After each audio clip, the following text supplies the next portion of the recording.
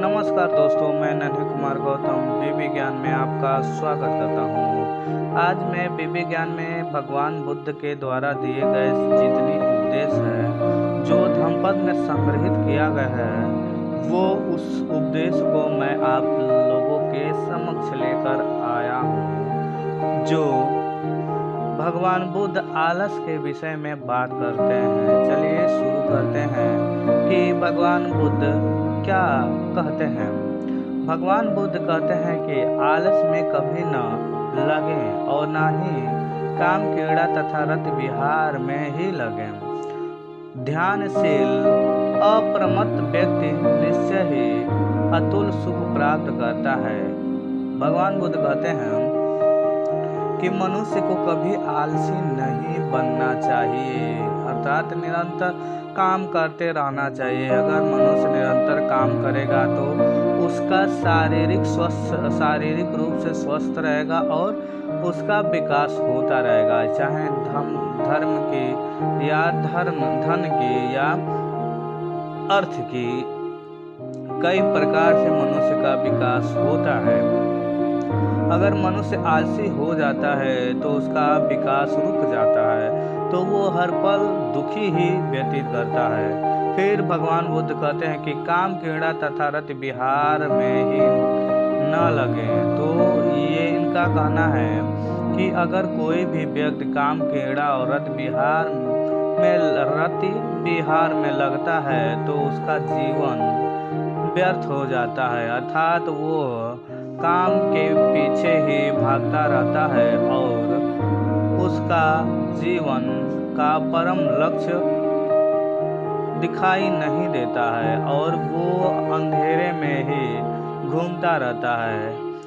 यही कह रहे हैं कि ध्यानशील जो अप्रमत्त व्यक्ति है निश्चय ही अतुल सुख प्राप्त करता है। जो ध्यानशील है, अप्रमत्त व्यक्ति है, वो निश्चय ही सुख प्राप्त करता रहता है, अर्थात वो ही हर पल सुखी व्यतीत जीवन करता है।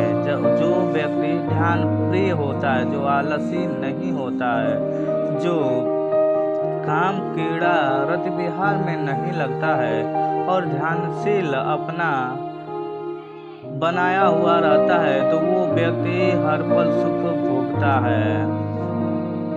यही भगवान बुद्ध अगले इस उपदेश में कहते हैं कि वो उपदेश जेतवन, जो श्रावस्ती का जेतवन है, वहाँ कहते हैं और व्यक्ति है महाकश्यप थे। महाकश्यप थे भगवान बुद्ध से पूछते हैं कि विद्वान को कैसे रहना चाहिए। तो भगवान बुद्ध कहते हैं कि जब विद्वान उत्साह या उद्योग के द्वारा आलस को ढकेल देता है, तब प्रज्ञा रूपी किले पर चढ़कर शोक रहित व्यक्ति शोक संताप भीड़ प्रजा को उसी प्रकार देखता है जैसे पर्वत पर स्थित धैर्यशील व्यक्ति जमीन पर खड़े हुए बालक को देखता है।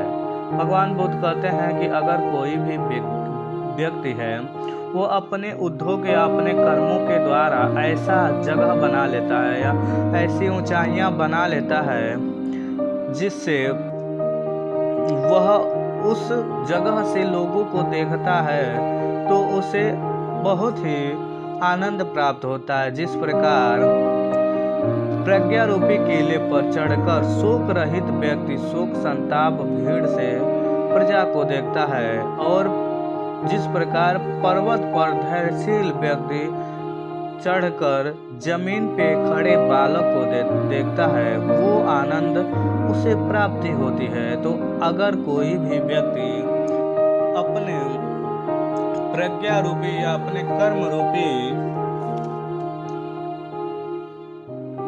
से वो अपना ऐसा जगह बना लेता है जिससे वह हर पल सुख भोगता रखता है और परम आनंद की प्राप्ति उसे होती रहती है।